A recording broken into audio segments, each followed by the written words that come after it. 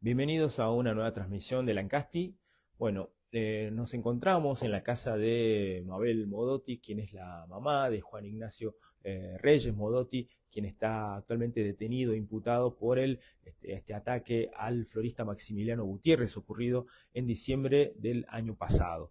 Bueno, hemos venido hasta su domicilio luego de que ella realizara un descargo a través de las redes sociales en la que, bueno, da a conocer su parecer luego de esta decisión del juez de control de garantías Luca Baccaroni de no hacer lugar al pedido de descarcelación y de sobreseimiento de Reyes Modotti. Bueno, le agradecemos a Mabel por recibir a Lancasti acá en su domicilio.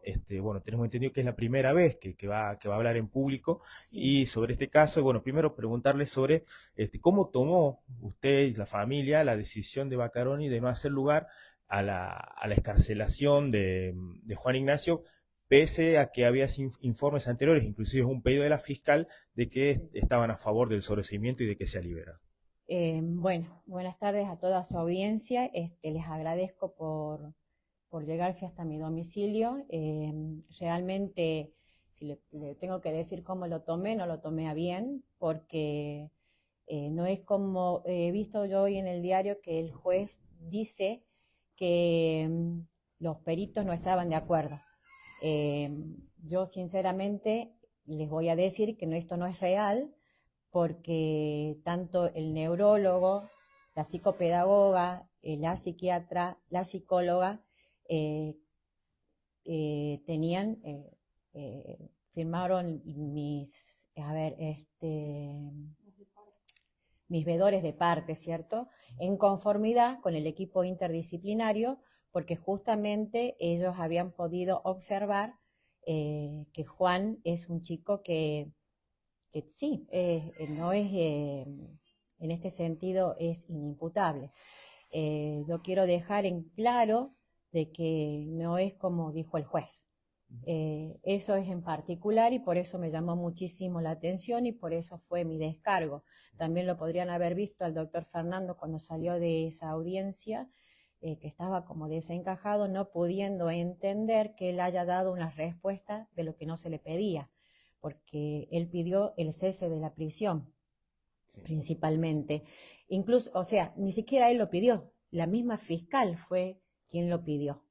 Entonces, y él como que se puso al lugar de la fiscal.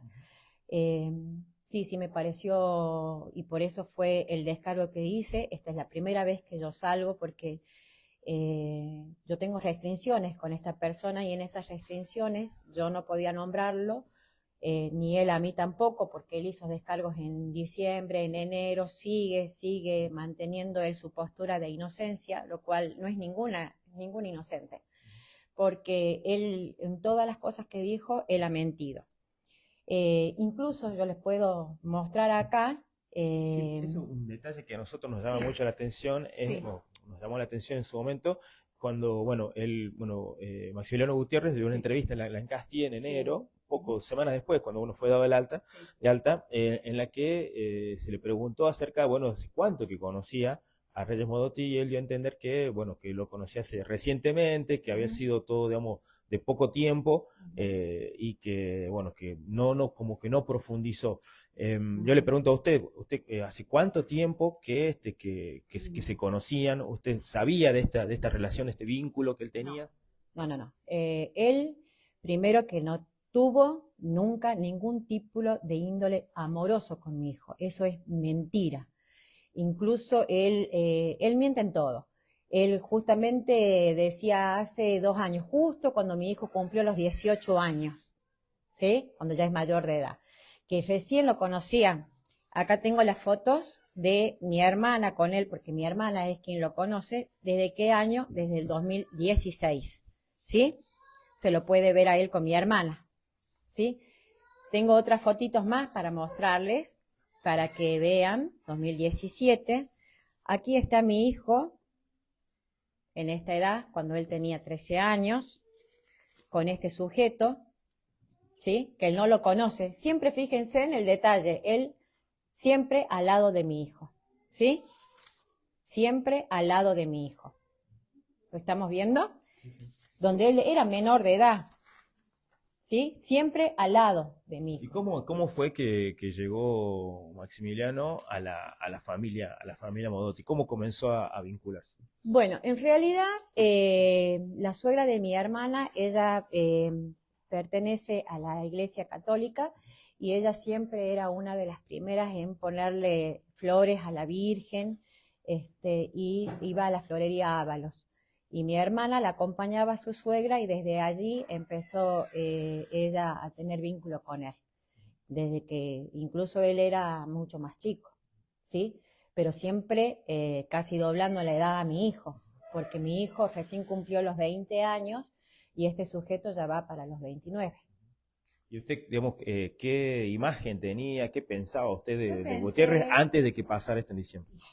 y él venía a los cumpleaños familiares, él participaba de siempre, no tan solo los cumpleaños, sino él venía acá a la casa de mi mamá, donde él estaba en otras condiciones económicas y siempre se le había brindado un plato de comida, le tenía mucho cariño, mucha pena, eh, y fue así que él nos engañó a todos, ¿sí? En una situación de extrema vulnerabilidad cuando fue que estaba Juan Ignacio por el tema de que su hermano, como ya saben, estuvo en el servicio penitenciario, exactamente, donde yo me he dedicado muchas horas a mi otro hijo y él es como que ha quedado en esa situación porque nosotros hemos, en el barrio Facundo Quiroga, he vivido siempre yo con mis dos hijos y como que Juan ha quedado de un momento a otro sin su hermano y sin su mamá porque el papá de Nahuel falleció hace muchos años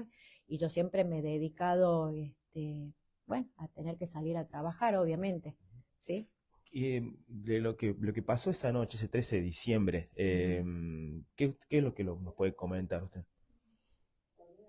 Estas cuestiones de lo que ha pasado, sinceramente, preferiría no hablarlas porque lo hice algo en la, o sea, tengo denuncias previas ya, donde yo expuse parte y tengo que hacer una ampliación que estaré haciéndola en estos días, porque yo cuando acudí esa noche, sinceramente estaba en un estado muy especial, ¿cierto? Por lo que estaba pasando en mi domicilio. Eh, y hay muchos detalles que yo no los he brindado en esa primera denuncia, ¿sí?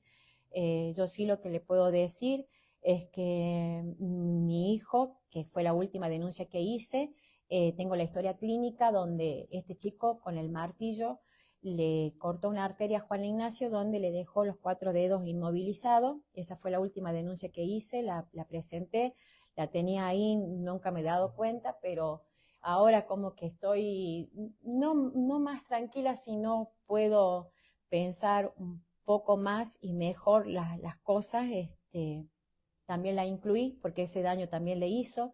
Yo calculo que en la justicia, la fiscalía tendrá las fotos del cuerpo de mi hijo, donde está rasguñado, donde tenía golpes, donde, sí, la mano mordida, Dice que usted habla, digamos, de, bueno, que su hijo se defendió. Y habla de sí, que se sí, sí, defendió sí, sí. de qué, de un ataque, de qué tipo de ataque. Sí, de esta persona que quiso nuevamente abusar de él.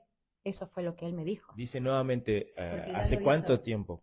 En ese mismo momento, él me comentó, cuando nosotros estábamos en el patio de mi casa, que mi hijo se estaba desangrando y yo lo expliqué a la fiscal, yo le hice un torniquete en el pie porque le había cortado una arteria.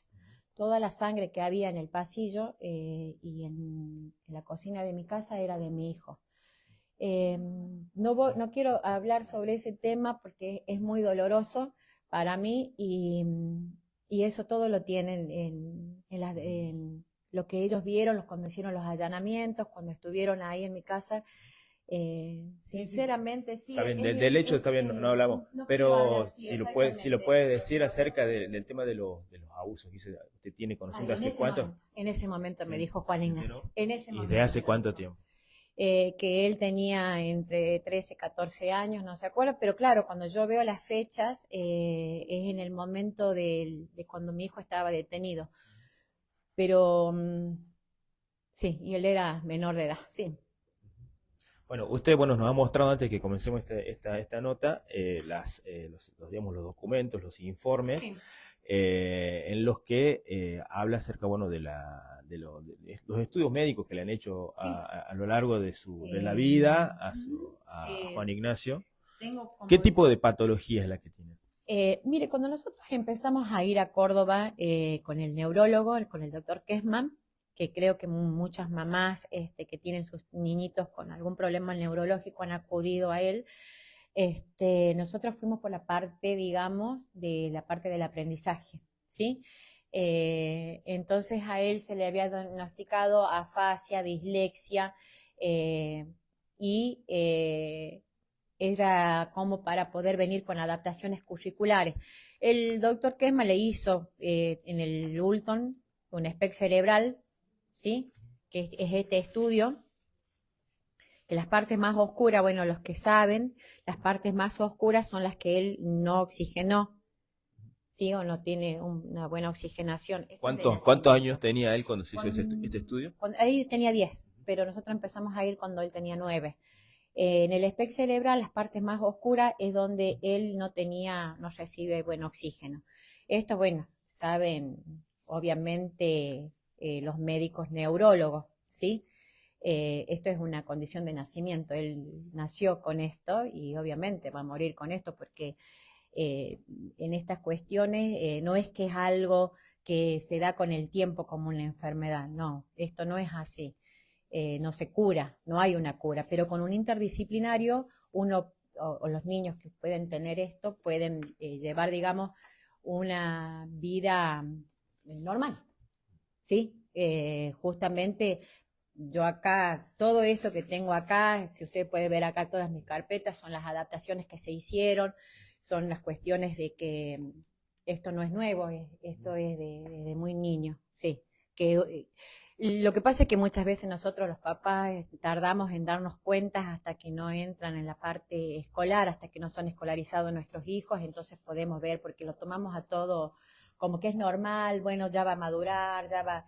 Y realmente yo, cuando podía hacer digamos, la comparación entre cómo eran mis alumnos de esa época, la edad de Juan, o cómo era Nahuel, el más grande mío, pude darme cuenta de que había cosas que él no podía hablar, él empezó a hablar a los 4 años, con la ayuda de una fonoaudióloga, y bueno, o sea, veía muchas cosas que no me cerraban a mí como mamá y como docente. Acá, bueno, una de mis hermanas tiene también mi sobrino con autismo, nosotros leemos, nos capacitamos, tratamos de poder ayudar a otros niños que están en esta misma condición. Ha tenido, me imagino, la posibilidad de ver a su hijo en el penal, ha podido Sí. visitarlo, ¿cómo se encuentra él? ¿Qué le dice acerca, de todo esto, lo que está pasando? Bueno, mi hijo, hemos pasado por distintas etapas, él incluso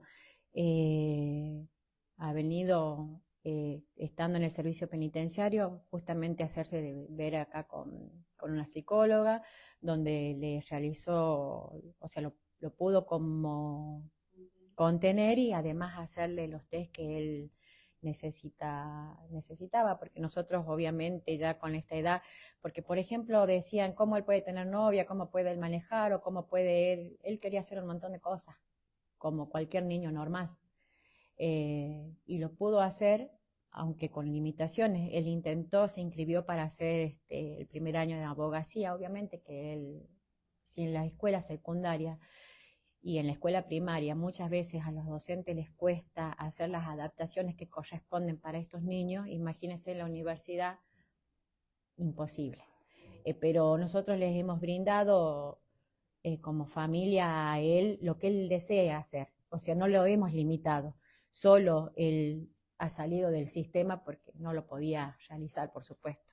La semana pasada, se conoció la resolución del juez Baccaroni, Sí. en la que él, en sus fundamentos dice que los informes que él recibe de los peritos, tanto los peritos oficiales como los peritos de parte, no fueron contestes con lo que se expuso en la audiencia, digamos, como que hubo algunos puntos, digamos, contradictorios, y que para eso bueno, fue el motivo para, digamos, decidir no conceder la escarcelación, y que también, pese a todos estos informes, no eran suficientes para declararlo inimputable y de que no entendiera lo que había pasado. Mire, yo estoy por supuesto que yo no sé nada de leyes y eso lo tendría que responder el doctor Fernando Contreras. No soy yo quien responde, pero sí le puedo dar mi punto de vista. Yo he hablado con los veedores nuestros, ¿cierto? La psicóloga, la psicopedagoga, el psiquiatra, o sea, y si han firmado ellos conforme a lo que dictaminó el cuerpo interdisciplinario forense, ¿sí? O sea que no sé si el doctor leyó bien, incluso creo, y que también lo puede responder nuestro abogado, es el doctor Luis Segura, que estaba como médico de la otra parte, no presentó su informe a tiempo, o sea que quedaba como nulo, o sea, él pidió eso. Hubo en este tiempo, creo que muchas irregularidades, incluso hubo una primera audiencia, yo creo que ustedes saben que hubo una primera audiencia donde el doctor Roberto Mazuco presentó un certificado como que estaba enfermo y no pudo acudir a esa audiencia, y después se lo vio en otros lados al doctor Mazuco, poniendo al médico que le otorgó el certificado también, comprometiéndolo, y después el doctor Baccaroni pasó la audiencia para 14 días después.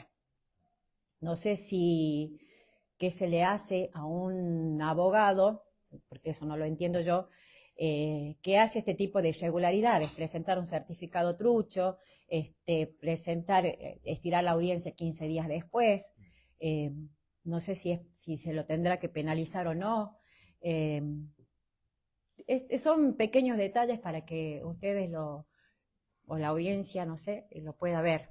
¿Tiene conocimiento si es que, o si ya han presentado o van a apelar esta decisión del juez de garantía? Sí, por supuesto que vamos a apelar, o sea, no apelo yo. Sí, por supuesto, lo va a hacer.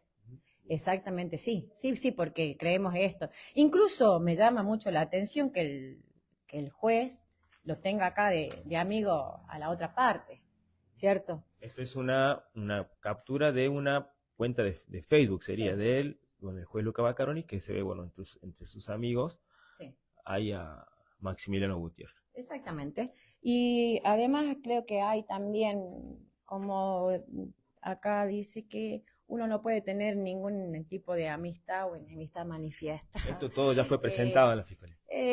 Yo pienso que sí, pero son pequeños detalles como para que lo tengan en cuenta. O sea, estas cosas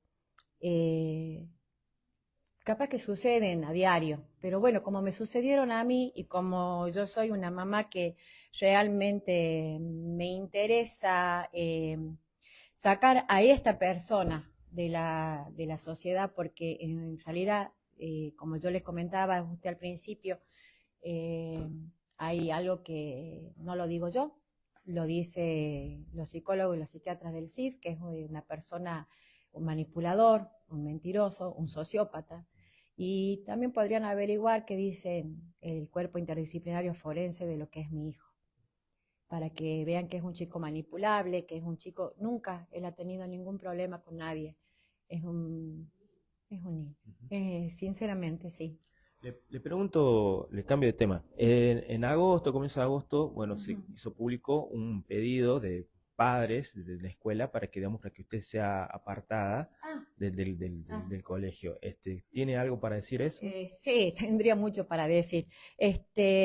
Porque me dijeron de que estaba, en realidad después yo hablé con los papás y ellos me dijeron de que en realidad ellos habían presentado una nota por lo que me involucraban a mí como que yo estaba investigada en esto y ellos querían saber cómo estaba. Yo, sinceramente, la gente que a mí me conoce sabe que yo soy una persona correcta en todos los sentidos.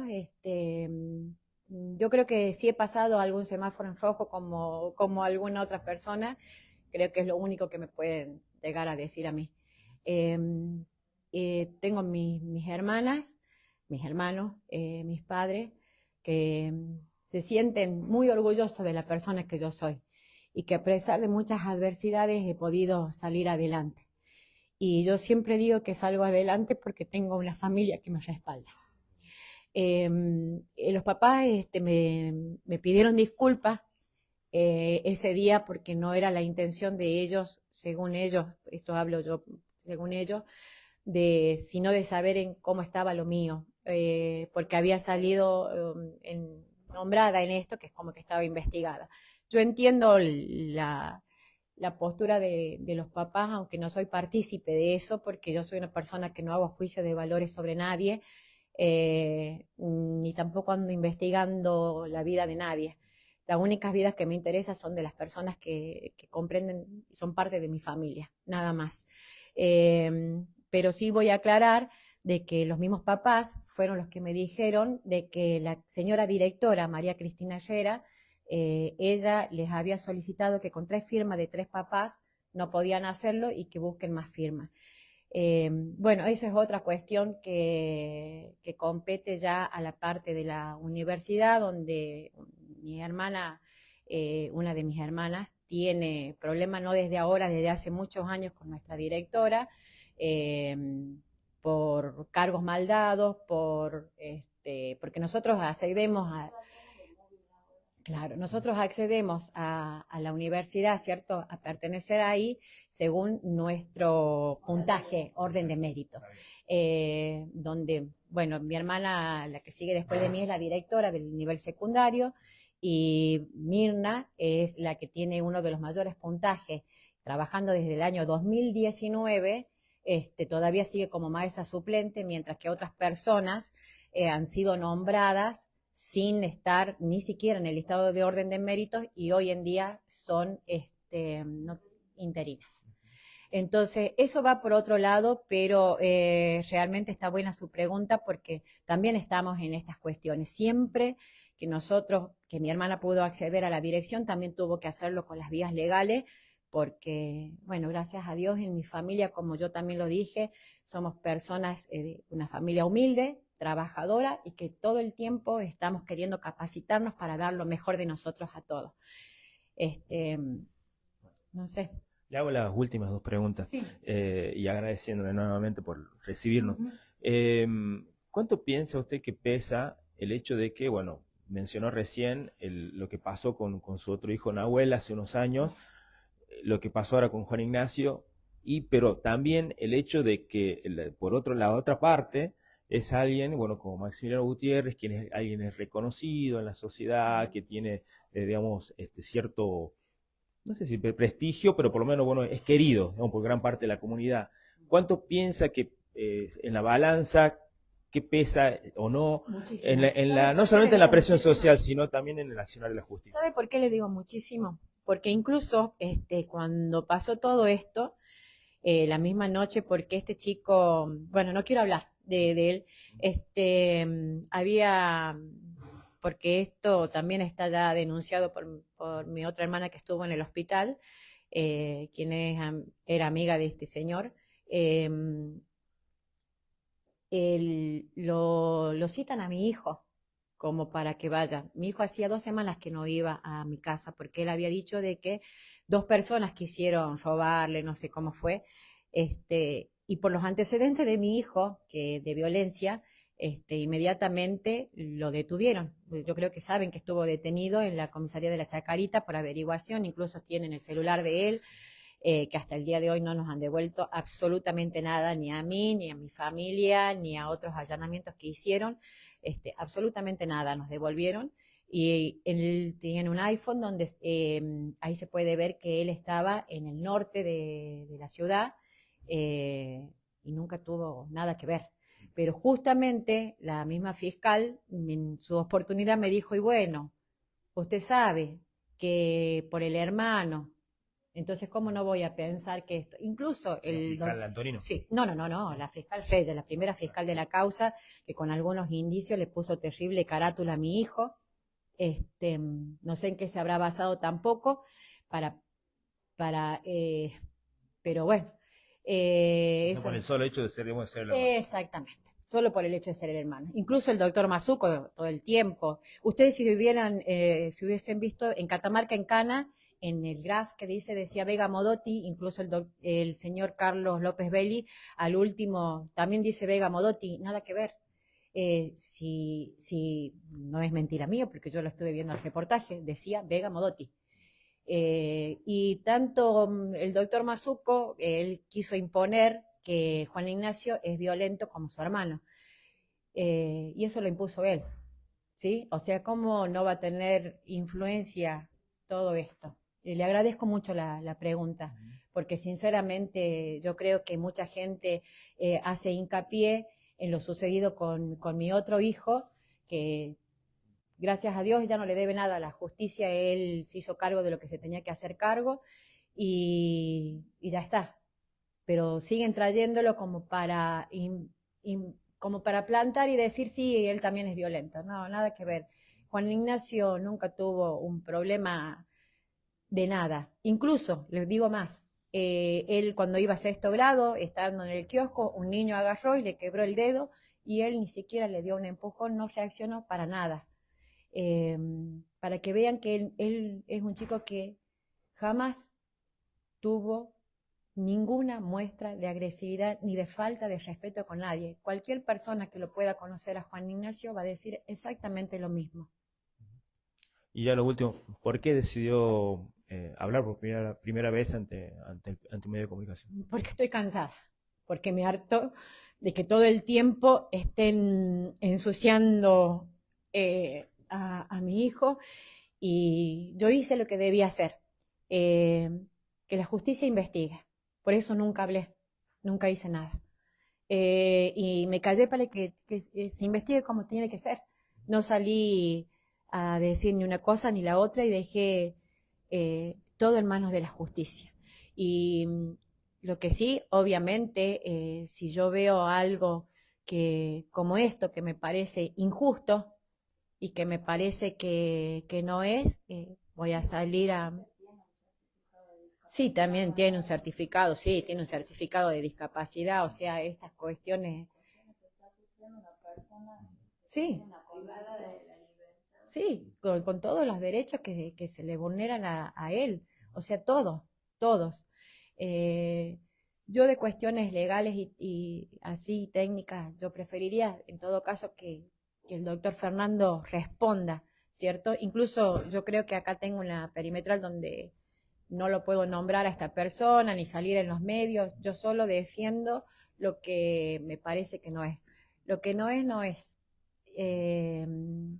Entonces, ustedes en el medio de Lancasti siempre lo han nombrado a mi hijo y nunca han tenido la otra versión. Ahora no me callo más, porque yo ya creo que habiéndome callado hay gente que toma una postura creyendo que esta persona es inocente. No, no es inocente. Lo único que pretendo es que se haga justicia con mi hijo, que a esta persona vaya a donde debe ir para sacarlo de la calle, porque hay otros niños que quizás por su familia o no teniendo los medios no pueden decir, bueno, Juan Ignacio habló y su mamá, como él no puede hablar en este momento, su mamá es la voz de él en este momento. Sí. Muchas gracias, Mabel. Yo les agradezco a ustedes y lo único que sí es que les pido a todos que, porque he visto en las redes cómo se ríen de la discapacidad o cómo se tratan de burlar de alguien en estas condiciones. Y la verdad que es un tema serio y doloroso para todos los que tenemos niños con discapacidades diferentes. Y no me parece que esto sea un tema menor. Justicia únicamente para mi hijo y que él pronto pueda estar con nosotros. Bueno, sí. Muchas gracias. Muchas gracias a ustedes. Mabel Modotti, mamá de Juan Ignacio Reyes Modotti, bueno, hablando en exclusiva para el Lancasti, luego de de este terrible hecho ocurrido en diciembre de 2024 y con la última novedad de este rechazo al pedido de excarcelación y de sobreseimiento de su hijo Juan Ignacio. Nosotros les agradecemos a quienes han seguido esta transmisión en vivo y será hasta cualquier momento.